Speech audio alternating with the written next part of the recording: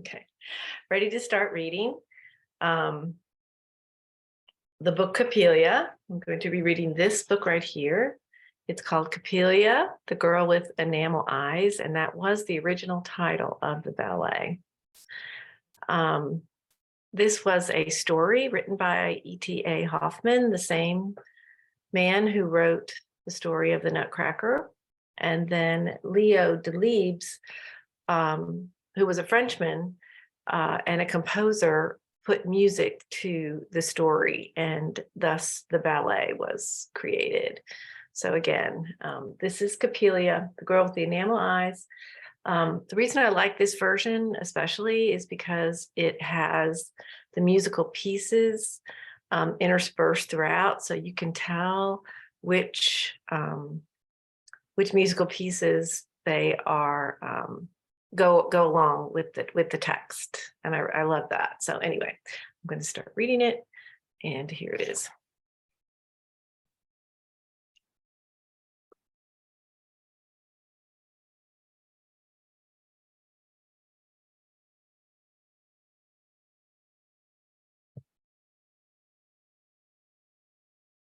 Kind of get out of the picture. Once upon a time, in faraway Galicia, there lived an old man who was stranger even to his nearest neighbors. His name was Dr. Coppelius. His daughter Coppelia aroused the townspeople's curiosity by sitting motionless, book in hand, day after day, at an open window of the doctor's house on the town square. And here I'm going to give you the musical prompts, and this musical prompt is the prelude. So that is what goes along with this particular text.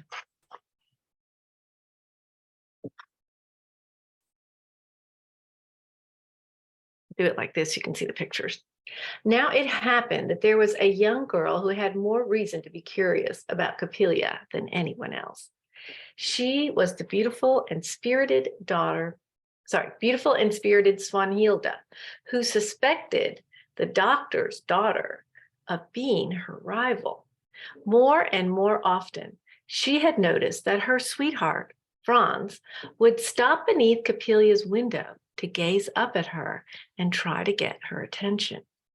Late one summer afternoon, Swanhilda resolved to have a better view of this girl who never moved, never nodded in answer to a friendly greeting.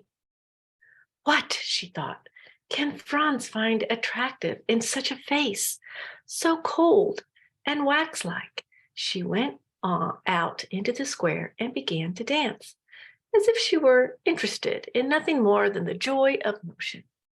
But she designed the pattern of her dance to take her closer and closer to the house of Dr. Coppelius. No one knew anything about this old man. Some people said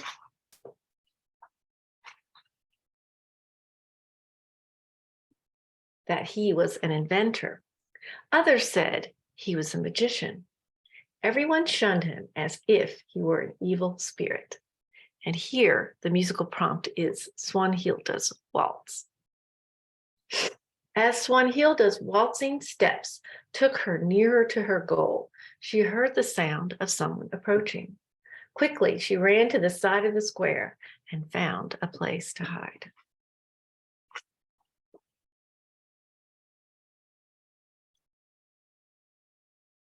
It was Franz.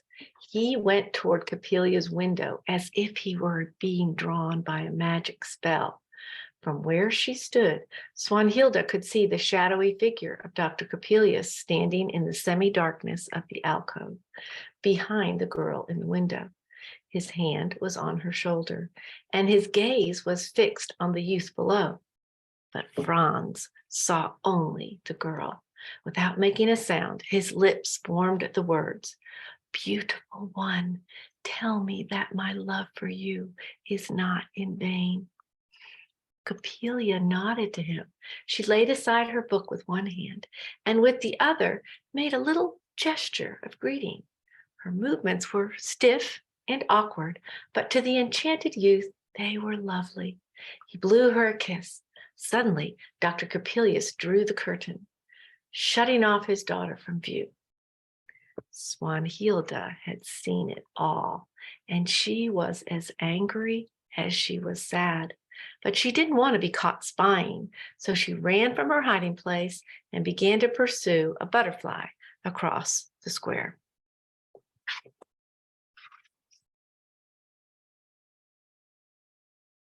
And the next musical prompt is Franz's mazurka.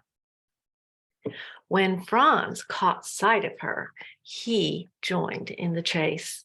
He caught the butterfly, and in the heat of victory, he pinned the fluttering insect to his chest. This cruel act, added to his unfaithfulness, made Swanhilda think her heart would break. She reproached the fickle boy bitterly, but her protests were stilled by the sound of a drum and the arrival of several people in the square.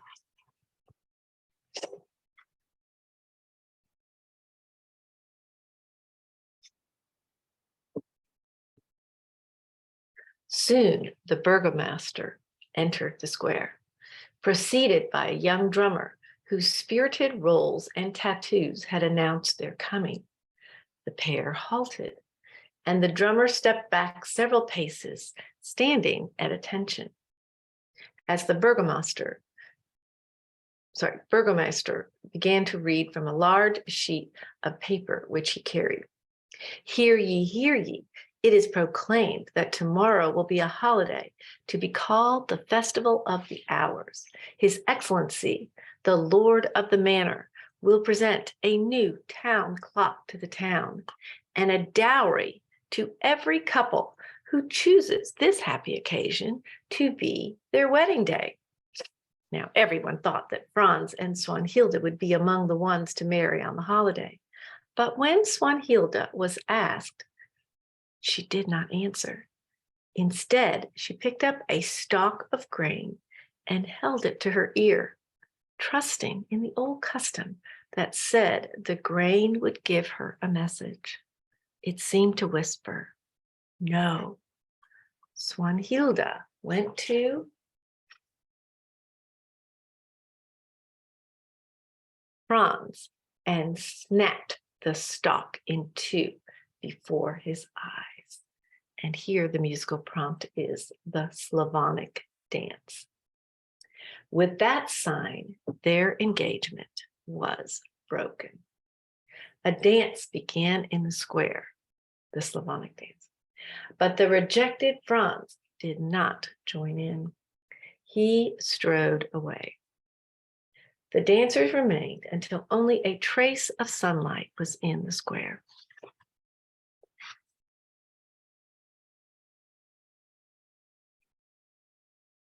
When at last the square was dark and deserted, Dr. Coppelia came out of his house. He was dressed in a long coat, and his three-cornered hat was pulled down tightly on his head. After carefully locking the door, he cast a final upward glance toward the window where Coppelia's shadow showed against the curtain. Then he started across the square. Immediately, as if they had come out of the air, a group of boys surrounded the old man. They teased him, shouting, "Devil, devil, eats dead rats, sleeps in bed with blind black bats." Coppelia raised his stick and with angry thrusts succeeded in driving them off. But in the struggle, he dropped the key to his house and unaware continued on his way. Now Swanhilda was nearby with several of her companions. When they heard the commotion, they ran in the direction of the sounds.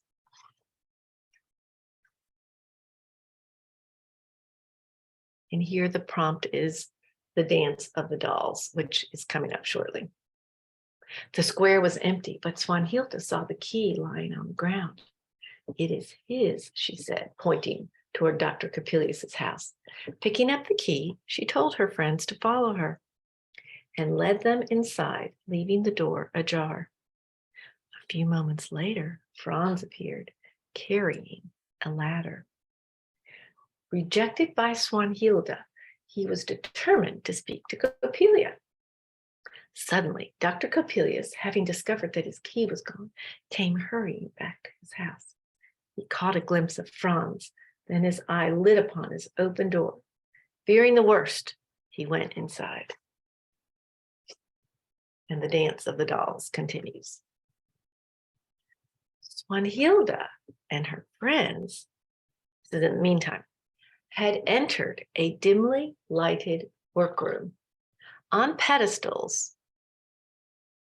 placed about the room stood dolls as large as life, all in fantastic dress. You can see Coppelia there in the corner. Work tables were cluttered with tools, instruments, and small machines that looked like clockworks. Swanhilda went quickly to a curtain drawn at the end of the room and pulled it slightly aside. There sat Coppelia in her window alcove, a book still in her hands. "I beg your pardon," said Swanhilda, ashamed of having broken in on the girl without any warning. But there was no reply. She touched the seated figure. Again, there she is right there. She touched the seated figure and then felt near her heart. "There's no heartbeat," exclaimed Swanhilda. "Coppelia is not a living girl. She's a doll with enamel eyes." Just then, one of Swanhilda's friends tripped over a figure, and at once it began to move its arms and legs to the sound of a tinkling tune. Again, the dance of the dolls. One by one, the girls wound up all the machines and set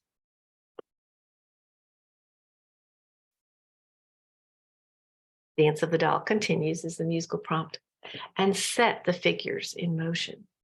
The dancing dolls were weaving and swaying about when Dr. Coppelia strode into the room. The other girls managed to escape, but Swanhilda was left behind in the curtained alcove with Coppelia.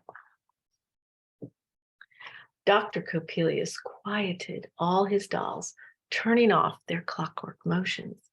Then suddenly he was aware that Franz had set up his ladder. As the boy came in through the window, Dr. Coppelius was waiting for him. "Thief, housebreaker, what does this mean?" he shouted. "No, no," protested Franz. "I'm not a thief. I love your daughter, sir, and I've come to tell her so." The doctor pretended to be satisfied with this explanation, and in a most friendly manner, he poured 2 drinks, offering one to the boy. He proposed a toast to love, but he did not touch his own glass because the drinks were drugged. The trusting boy, however, drank his, and he was soon asleep. Quickly, Dr. Coppelius began to search in his dusty books for the magic words he needed. He was determined to put the life force of the foolish youth into the lifeless form of his beloved Coppelia. Believing all was ready, he wheeled the doll from her alcove.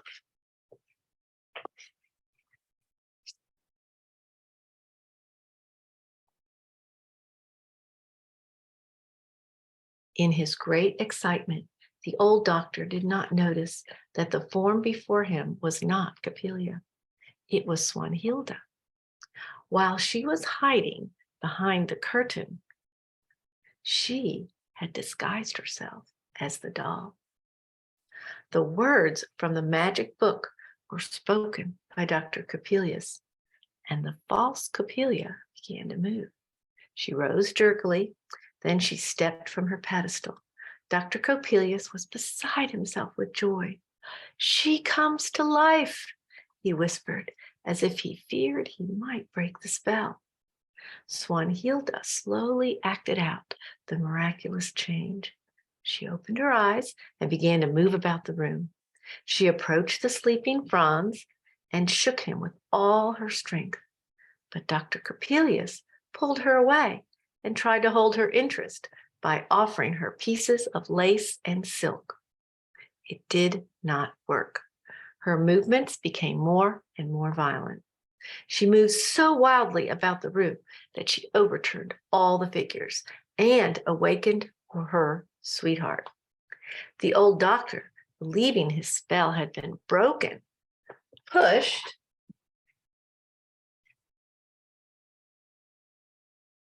the girl back onto her pedestal and wheeled her behind the curtain. And the musical prompt for this section is Coppelia's waltz. Then angrily, he drove the startled youth from his house. Dr. Coppelia did not see Swanhilda escape from her hiding place down France's ladder. When he entered the alcove, there was his beloved Coppelia. She was standing rigidly, and her clothes were gone. Even her wig had been taken by Swanhilda, who had joined Franz in the street below.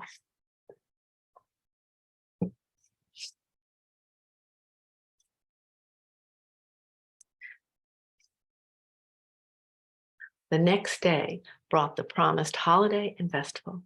It was a happy occasion. There was much laughing and talking, eating and drinking, dancing, and of course, singing. The great new clock was presented to the town, and the couples who were to be married stood before the seated lord of the manor to receive their beautiful dowries.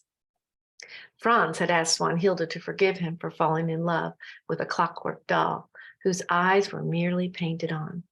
She and both of them looked so happy that they brought smiles to all the faces in the crowd.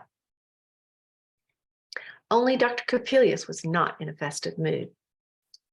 He was bemoaning his broken figures and his wounded pride. Swanhilda felt sorry for him, and she offered her dowry to help repay him. But the lord of the manor would not allow it. Instead, he gave the old man a generous purse and sent him away as happy as might be hoped. And with that, there was nothing left to mar the perfect day. So a little correction. So Coppelia had forgiven Franz, and so both of them then looked very happy. That's the end of this story, but I wanted to add that I actually read a couple more versions of it, because this version left me, it looked a little bit incomplete. Oh, and there's one last musical prompt, and that is the festival dance. So you can play that at the end of your story, and that's the end. But anyway, I wondered how they had gotten back together. How had they made up? Because, the last thing was that he was drugged and wanting to marry Coppelia, and she was,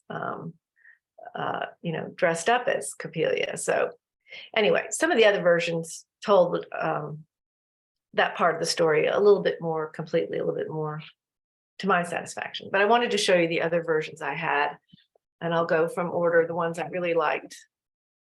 These are all collections of ballets. This was the best one, and it is called The Royal Book of Ballet, and it is by Shirley Golden. And it's illustrated by a woman by the name of Maharaja, or Maharaja. I'm not sure how to pronounce it. But the ballets it contains are the stories of Swan Lake, The Sleeping Beauty, Giselle, The Nutcracker, Petrushka, and Coppelia. And I just wanted to show you a few of the pictures because they're really quite stunning. So for Coppelia, which is at the end, I think. So,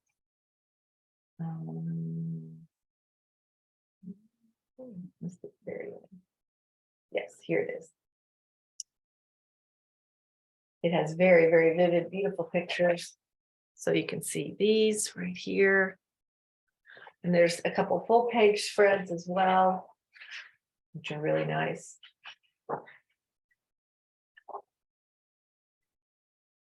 Here, Swanhilda is doing her crazy dance in the workshop. Anyway, this is a really beautifully illustrated book. So I do recommend this one. And then another one, which is easy to get. I don't know how easy or hard that one is to get, but You can get the Usborne Illustrated Ballet Stories, and that also has the story of Coppelia. It doesn't have as nice illustrations. Illustrations are kind of silhouetted. So like this, you can see there's Coppelia. So not quite as attractive as some of the other illustrations. And then there's this book, Stories from the Ballet by Gilda Berger, and it's called Magic Slippers. I'm not real crazy about these illustrations, but it did have a great story line of the ballet Coppelia. So anyway, hope you enjoyed that, and I hope you enjoyed the ballet, and I hope these stories increase your enjoyment and appreciation for this wonderful story, which I loved as a girl, and I saw as a ballet as a girl, and congratulations to someone I know who's dancing in it. And I hope you all have a wonderful time at the ballet. Bye for now.